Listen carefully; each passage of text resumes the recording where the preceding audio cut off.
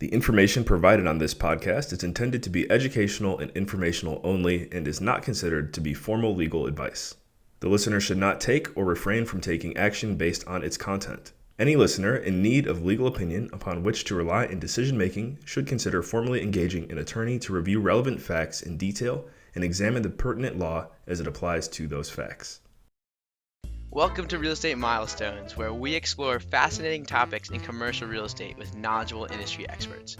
I'm your host, Ben Malik, and I'm a young real estate professional who is passionate about adding value to people's lives through the incredible power of real estate. My goal is to help you discover what the heck is going on in the industry and how you can get involved. This is Real Estate Milestones, where your future in real estate lies just around the corner. Hello, everybody. I have Jeffrey, Kenneth, and Kerwin Donis here on Real Estate Milestones. They are, 21 or 20, 23? Yeah, 2020 and 23. Yeah, I'm the 2020 and 23. So you got three young killers in the real estate industry. They've built a portfolio of cash flowing rentals and a six-figure business as single-family real estate investors, and they're passionate about helping others reach their financial goals through real estate investing. You can check out their podcast at Real Estate Monopoly, happens to be REM as well, and where they interview professionals who are dominating the real estate industry. Their multifamily portfolio consists of 600 plus units across the Southeast. So guys, can you tell me about your first milestone in commercial real estate? Yeah, so we can kind of just get into the gist of it. So in the beginning, we really were just learning, and eventually we were able to get into a general partnership team. And I would say the first milestone was getting our first investor into the deal. And then after that, it was closing on our first deal, which is located in Jacksonville, Florida. Awesome. Yeah. So can you tell us a little bit about your first deal? What did you learn from it? I'm sure a ton. And just how did it go? Like, how were three young guys like you able to, pull off something that awesome? Yeah. So I can start us off. Pretty much, I would say like the hands down, it came down to us being able to find a good group to work with. Obviously, being young and taking down an asset that big, it's very difficult to do by yourself, right? You need the net worth, the liquidity. You need to understand how to manage it. I think that's the biggest piece of the whole puzzle, is to make sure that you can execute the business plan. Right. Why would you give 20-year-olds money that they've never, in something that they've never done before? Right. So we surround ourselves with really good people. And I'd say that's the first way that we did it. We joined a group called Think Multifamily. And Kerwin can kind of talk about how we found them. Yeah, we were just on BiggerPockets surfing. We knew we needed to join a group, and they had the reputation of, if you want to go big, go think multifamily. So we chose to go with them. And in terms, kind of follow up with what Jeffrey said, we've always emphasized the importance of networking. And so not just like going to events, and that's how we've met partners that we've worked with, but also, we tap into our own network. A lot of people, especially younger, inexperienced investors, think that they can't raise capital because they don't have the network. And like, we don't come from money, but one of our first investors was someone that I just happened to have in my network. So I think it's just a limiting belief. You can raise capital if you know where to look and you're intentional about it. Yeah. I think a big part of that came from us building some type of credibility through our social media presence. So we started the podcast that we have a while ago. We have a website, right? Like small things like that add up, especially when you're a young person. You can look up online, you can see us. We were not just random people saying we're doing something. Like, you can look at it online, and we're very consistent with the content that we're posting. So all the investors that did invest, right, they could see that. So I think that's something that adds to your credibility as well. Yeah, that's awesome. And it sounds like it's very encouraging. Sounds like I'm on the right track with my podcast recently launching. Sure. So sweet. Sure. And I liked there's something in there that I really wanted to discuss with you guys. And, I wanted to see, have you seen your age as a barrier? And I know there could be a lot of limiting beliefs that come with, being younger than most people doing what you're doing. But how have you overcome some challenges associated with your age?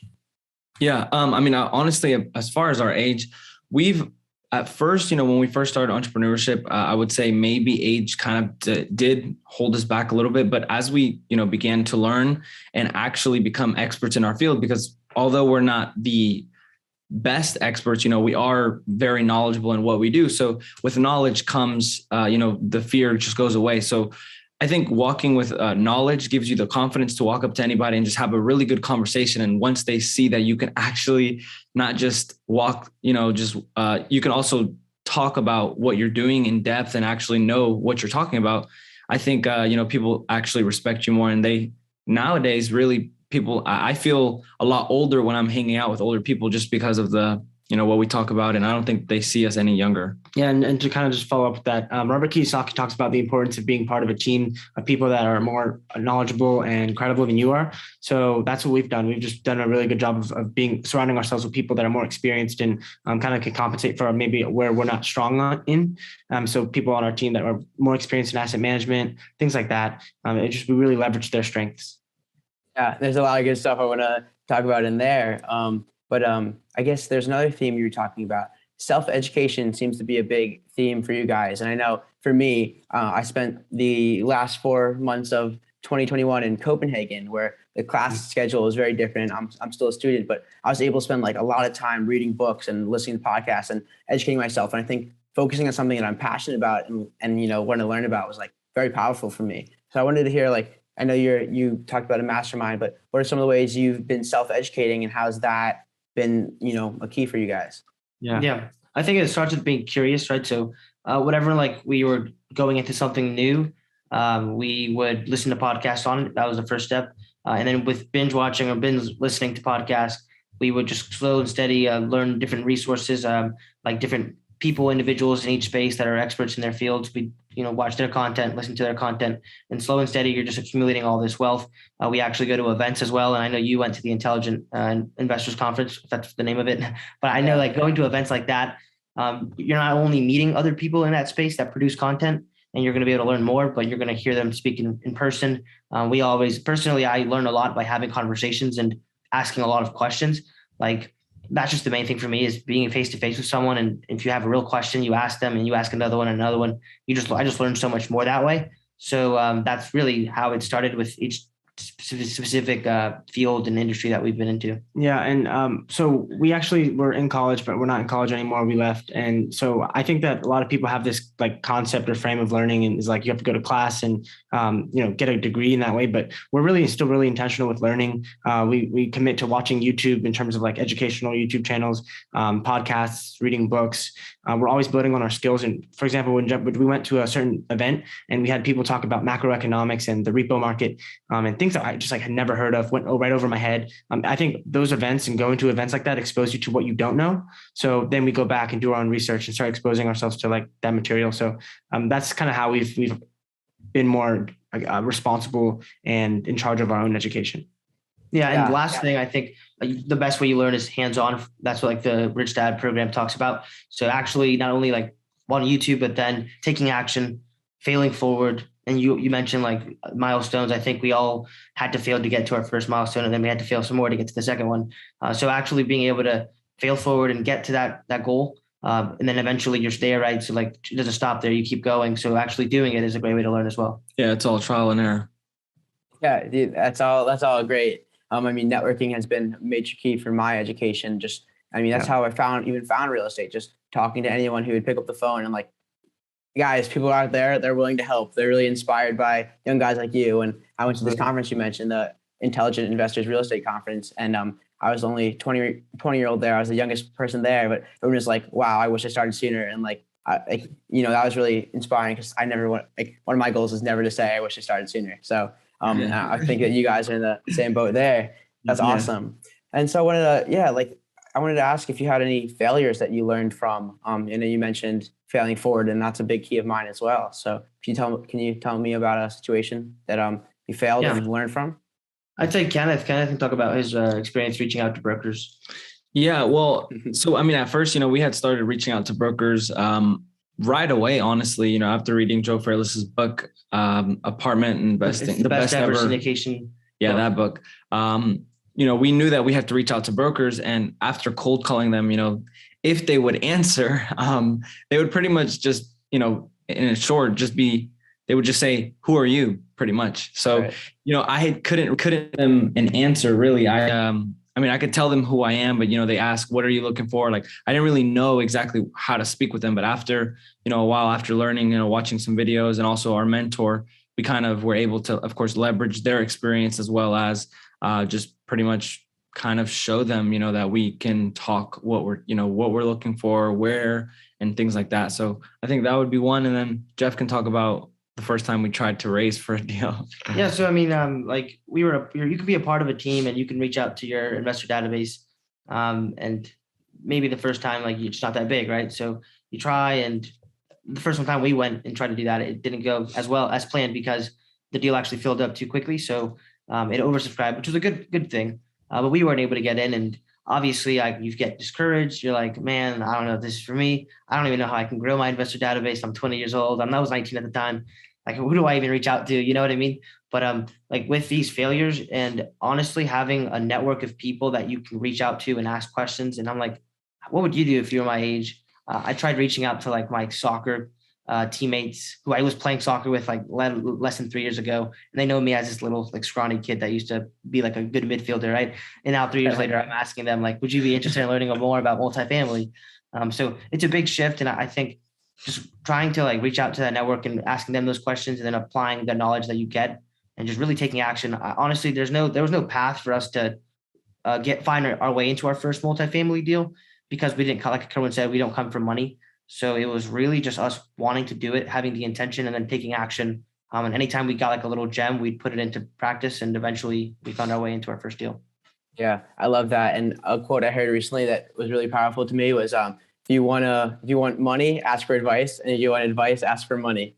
And It sounds like that was part of, I guess, a failure that you learned from. But don't be discouraged, because obviously, as you continue going, you're gonna build up your skills and build up your database and continue networking. So that's really powerful. Yeah. So let's take it all the way back. You guys started out wholesaling in residential. Can you talk about your first deal there, if you remember it all the way back then, and kind of what you learned? Yeah, for sure. We were cold calling and started out in our dorm rooms. We were cold calling there. And then once COVID sent us home, because we had to go quarantine, and they sent everyone home after the COVID outbreak. This was 2020. Yeah, 2020. We were cold calling all summer. I think it was like 6 or 7 months before we got our first deal. We were like $7,000 in credit card debt because we had been paying for data and a dialer, and there was no turning back at that point. And so I would say that summer was just like a summer of failures in a way. I mean, every day we heard no, rejection all the time, so we just really persisted, and eventually we got our first deal after a seller called us back. Yeah. And so I can quickly go into the story of how the first deal came into play. But like the main thing that we learned in doing that for 6 months and not getting any results was obviously delayed gratification is so cliche. People will talk about it, but it's so true. Just keep going. And like, honestly, if you don't give up, it will happen. Obviously it can't be something crazy or impossible, but I was driving back from an appointment with Kenneth at another property that we were going to look at. And we were driving back, and this lead that had told him that she couldn't accept our price because it was too low, ended up calling him back that 2 days later and then accepted it. So it was literally a practice of us just continuing to follow up with her. It fell in, and then we found the buyer like 2 days later, and it was the biggest wholesale deal we actually ever did, was the first one.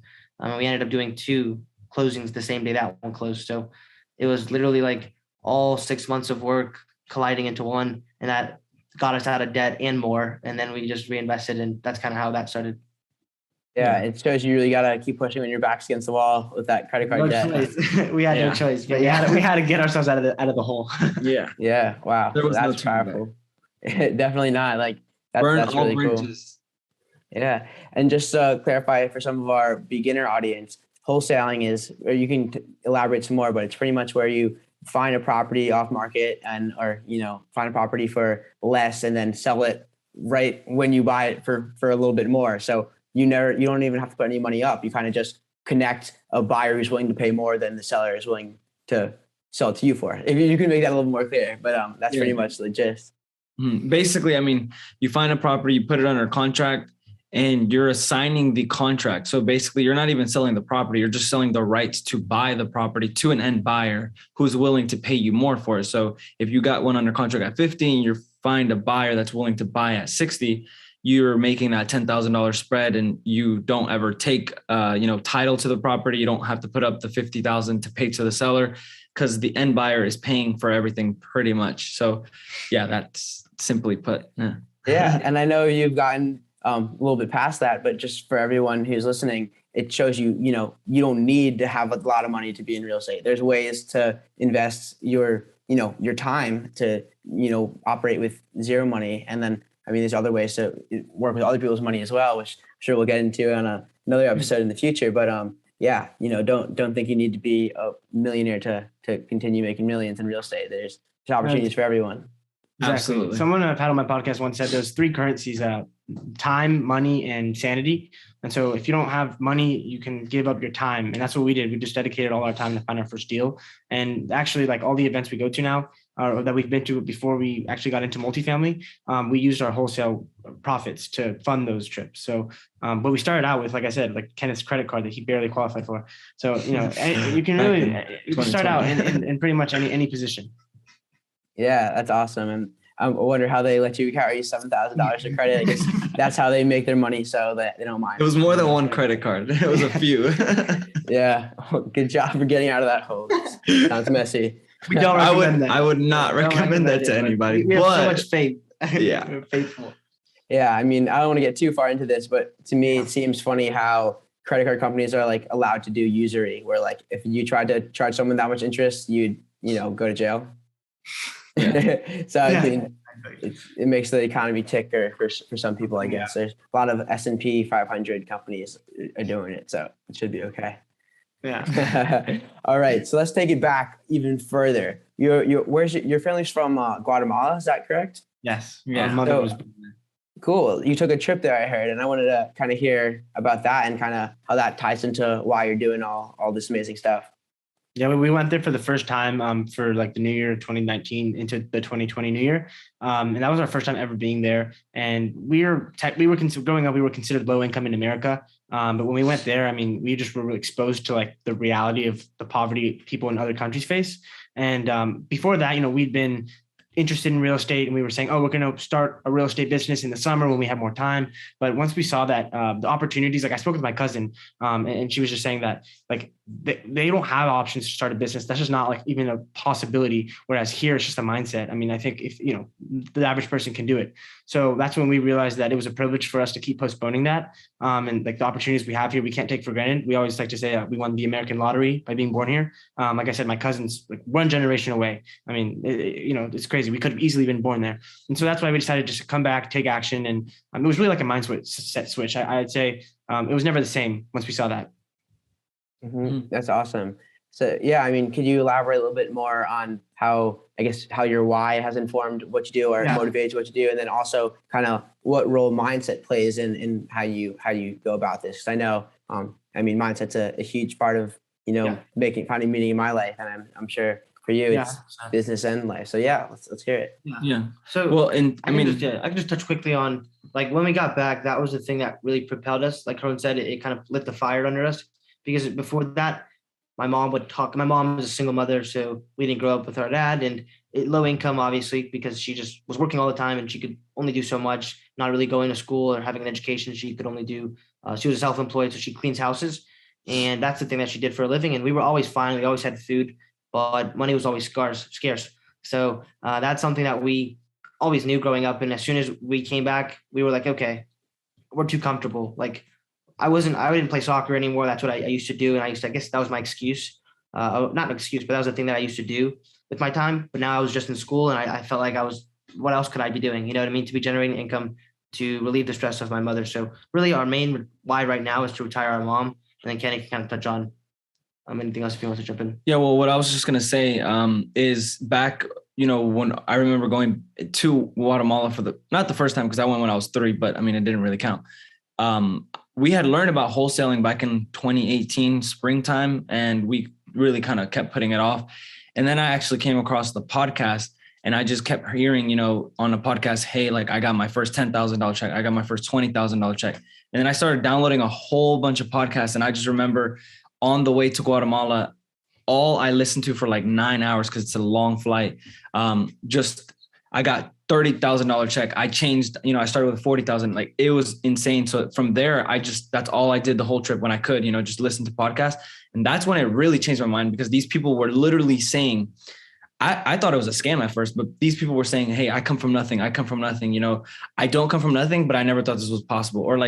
And so I just put myself in their shoes, and then it just flipped the switch. Like we can do this. Like 20,000, 30,000, even 10,000 would be life changing if we can make that consistently. And, we were going to school to try to make that kind of money and then be in debt for trying to pay that money back, which doesn't make sense to me. But basically, I'm saying all this to say that's kind of what flipped the switch for me.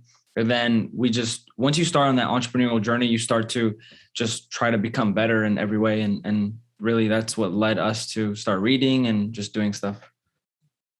Yeah, I agree with all that too. Cause I think my whole journey started with listening to or meeting Anthony Scandariato, which I think you were on his show. And like, that's what even taught me that, people who weren't Blackstone and Starwood were buying commercial real estate. I thought it was mostly, huge corporations. And I guess maybe you could say it still mostly is, but then I realized that people were doing it and people were pulling their money together and doing things that they couldn't do alone. And I thought that was really powerful. So, I just went to a real estate conference and had a 12-hour flight back, and I was also binging, podcast on podcast. So that was, that's been a big part of my life. And I just remember hearing you guys and on his show, and that was really inspiring to me. I was like, okay, I have no excuse. These kids are the same age as me, and they're doing what I want to be doing down the road. And very, very powerful story. So could you tell us about your most recent milestone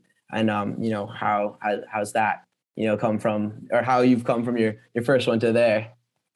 Yeah, so I would they say the law of the first deal. Michael Blanc talks about that, and I think it is true because it's one into mindset thing. So before we even got into multifamily, it seemed like it seemed like it was so impossible.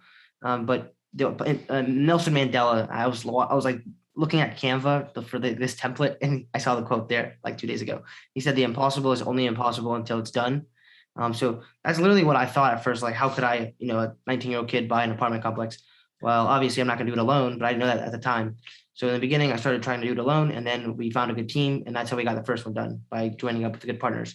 So fast forward, we've now done 3. And cool thing about multifamily is it's scalable, and that's why we like it so much. It's because one property, but it has, the ones that we're working with are typically over 100 units. So quickly scale up to 600. And this happens very quickly if you're working with the right people and you're taking the right steps, and obviously you're just making the right choices, right? But that's kind of what the next milestone was doing 3, scaling from the first one, which was 138, and the last one we did was 330. So it's a big difference, but we just have good partners that we're doing it with. And the next thing really is just for us to continue doing that. I say, imagine buying 333 houses and, it's basically doing that, but without driving between them. You just walk down the hallway and the next one's there. So in terms of scalability, it really makes sense in terms of, I guess, in operating these assets. Yeah. Yeah. And for any young listener out there, the biggest takeaway from this should be the money's in the network. It really is. I think that's where we've literally been. That the only way we've been able to get to where we are is because of the people that we've been able to meet. I don't know if that's luck or I think it's just we put ourselves in the right places. But that's all control. That's all under your control. And that's the beauty of it. Yeah, I agree. That's really powerful. And I think if you guys want to go back to my second episode, that's all about networking. My good friend Mike Strug talks about the power of networking, especially in real estate. So yeah, that's a great takeaway. So it sounds like you got some pretty exciting 2022 goals. Can you tell us about some of those? And I know tokenization falls somewhere in there, which is one of my favorite topics. It's really cutting edge and disruptive and new. So I wanted to hear, your motivation for that and kind of what you're looking to do. Yeah. Well, first of all, what I would say is we're really looking into different ways of, tokenization is here. It's becoming a thing. It's been a thing since 2018, and it's becoming even more of a thing with, crypto and blockchain, just becoming more, I guess, idolized and prominent here, but it's in real estate already. And we, like I said, we come from low income background. We come from, we're young as well. So those two things don't really go well when you mix it with real estate. People that are investing in real estate, typically have, $50, $100 or plus $1,000 in their bank account, and they just want to invest. So we're really just looking for a way that we can bring the either not average, just not as higher net worth person into a deal, or also people our age. We've had people come up to us and say, they have a few $1,000s that they'd like to invest, but unfortunately we have to turn them away. So we're just, working with a few people, trying to look for an opportunity that we can hopefully present to people and hopefully have people come alongside us. Yeah. And I would say like the first thing for us and anything new that we do, which tokenization for us this year is new, is education and surrounding ourselves with good people. So you mentioned Michael Flight off camera, a guy that we see as a leader in the space. We're listening to a lot of his content. We met him at an event, looking to just work with him more in the future, hopefully. But in regards to our multifamily goals, just looking to do a deal every single quarter this year.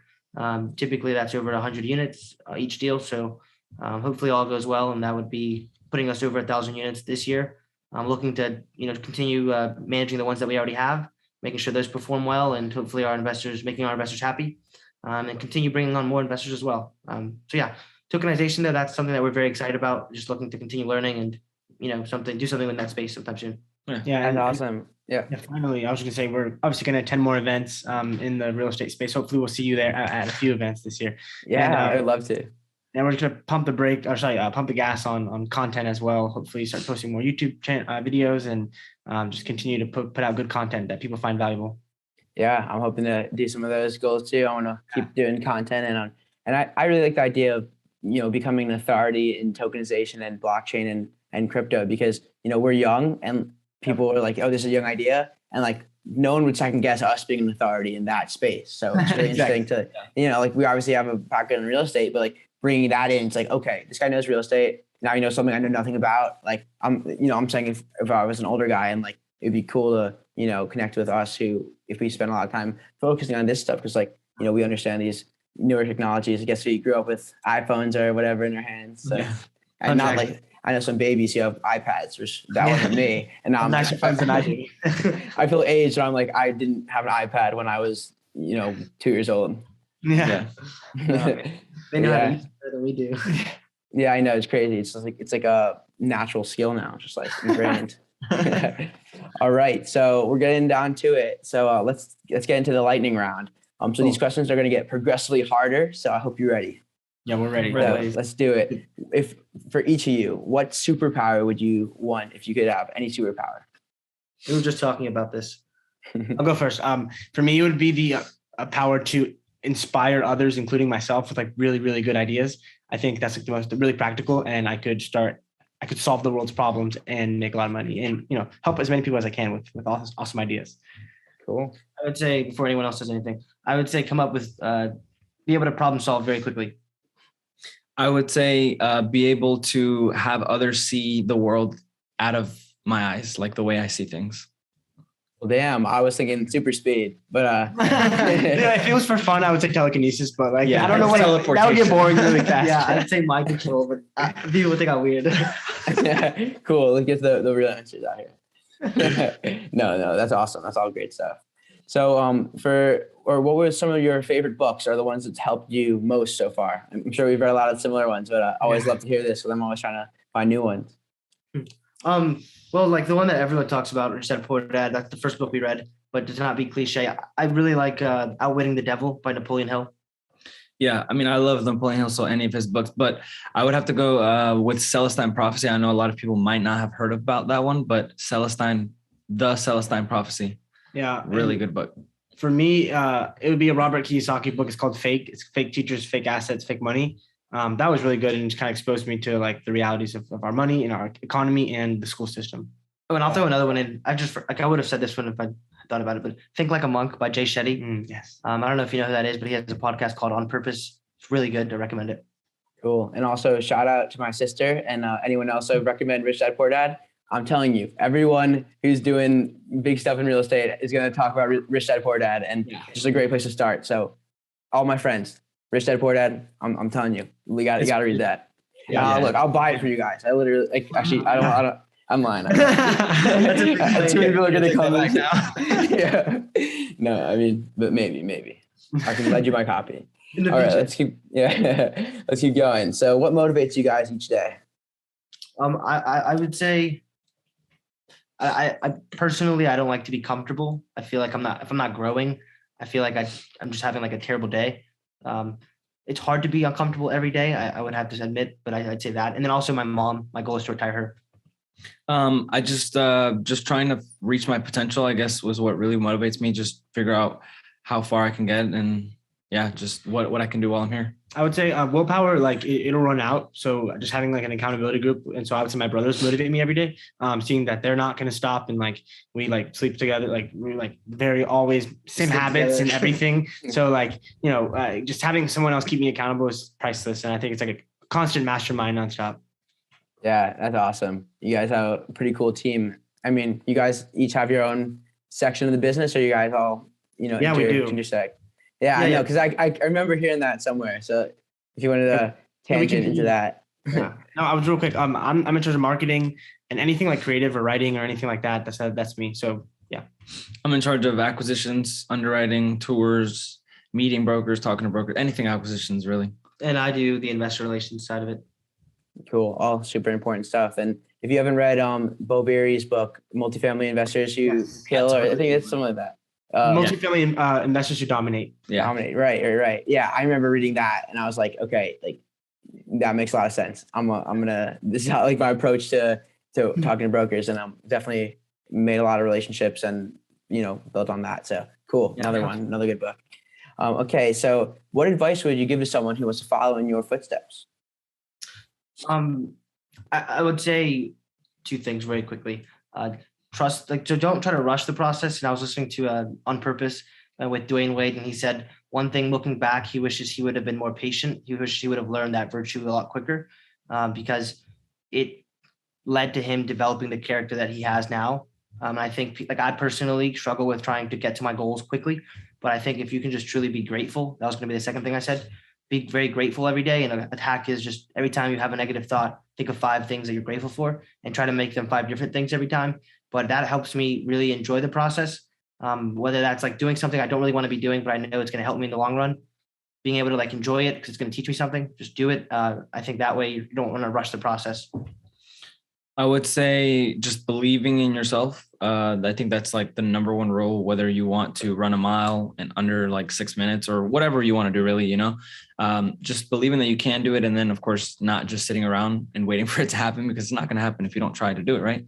So yeah, I would just say believing in yourself. Yeah, for me, it would just be really cautious with who you take advice from. There's a lot of people that are willing and happy to give it, but they're not really credible sources of information. So real teachers, people that are actually doing what you want, and people you would trade places with, that's who you want to go to for advice. So that's great. That's all great advice. And sounds like, I don't know, necessarily want to trade places with anyone, but I definitely would love to be doing what you guys are doing. And we'll be doing it eventually. So sounds good. Yeah. So I put you on the spot. I want to give you a chance for revenge. So you guys can ask me anything you want to know about me. What's your favorite book? My favorite book. Of course, it always slips your mind when you get asked. The Untethered Soul. I read this book. Have you heard of it? Heard of it? I haven't read it though. I'll write it down. Yeah. I like recommending it because it's, I read a ton of business books, and this is like, one of those, I guess, life mindset books that like really impacted me like greatly. It's just like knowing it just underlies like what I've learned from it, like will underlie everything I do and inform how I live my life. And it's definitely helped me feel more fulfilled each day. And if that's not a good sell, I don't know what would be, but definitely just it really helps with the mindset in my opinion. So definitely recommend that one. Can I ask another question? You guys mind? Yeah. And you don't have to, like, if it's going to put you on the spot, don't answer it. But like, what's one habit that you want to change about yourself? Like, what's one bad habit that you'd like to change? I want to start getting up a little earlier. I think that I am a very night person. Like I'll ramp up the whole day and like I could work up until midnight and even later, but I get off to a really slow start, rolling out of bed. And, I've been told to take a cold shower. Bill Allen was like, I take a cold shower every day. And I'm like, you know what? I can't do that. And I'm thinking like, maybe I just gotta go for it. And so definitely hoping to move my schedule up in the day so I can align with most of, I guess, the business world. Hey, awesome. Last question. What is like your number one 2022 goal? It's just, I think mostly just to focus on my personal growth and learning and like really hone my direction and my plan even more. I want to commit to writing my goals down every day and, really making steps towards them all the time. And it's not that I don't do that, but like I really want to start taking massive action or more action. And, you know, I've been in a really analysis state where I'm learning so much and absorbing so much. And like, I really do have the skills to start taking more action. So I'm trying to put it into motion. And I think to start, I'm trying to find a partner or a group of people who can hold me accountable. So Yeah. I definitely I'm looking to put myself in those kind of good positions. It's great. Awesome. Yeah, I love that. Great. Well, it's been a real pleasure and a lot of fun to have you guys on the podcast. So really excited that we got to do this, and looking forward to growing up alongside you and continuing to make waves in real estate together. And how can anyone who wants to reach out find you and learn more about you guys? Yeah, thank you so much for having us also. Yeah, But you can go to donisinvestmentgroup.com. That's DONIS investmentgroup.com. We have a podcast, The Real Estate Monopoly. It's on Apple Podcasts, Spotify, and every other podcast streaming platform. And we're at Donis Brothers on essentially every social media platform. Perfect. Well, yes, again, lots of fun, and it's been a pleasure. And looking forward to speaking again on a podcast and meeting you guys at a conference sometime soon. Yes, absolutely. Thank you so much. Thanks for having us. Thanks, man. All right. Thanks, guys. If you enjoyed today's episode, please help us get the message out to more people by leaving a comment and dropping a like. And we hope to see you again next time. Thanks again.